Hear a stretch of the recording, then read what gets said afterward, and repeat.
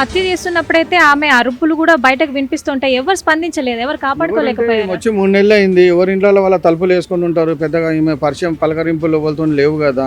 అవును, ఎంత పలకరింపులు లేకపోయినా కూడా ఒకరు అరుస్తున్నప్పుడు ఏం జరిగిందని చూస్తాం కదా. చూస్తాం కానీ ఇక్కడ అంతా ఓనర్స్ ఉంటారు, ఎవరి ఇంట్లో వాళ్ళు ఉంటారు. ఈమె ఏదో కొత్తగా వచ్చింది కాబట్టి ఇప్పుడు ఏం తెలియకపోవచ్చు ఇవన్నీ ఎవరికి. ఏంటంటే ఇంట్లో మామూలుగా గొడవలు జరుగుతుంటాయి కదా, అట్లా అనుకొని ఏదో ఇట్లా లోపల ఆమెకి ఏదో సౌండ్ రాకుంటే ఏదో నోట్లో ఏదన్నా బట్టగిట్ల వెట్టగిట్ల ఇట్లా చేసినట్టు కొడుతుంది ఇదంతా.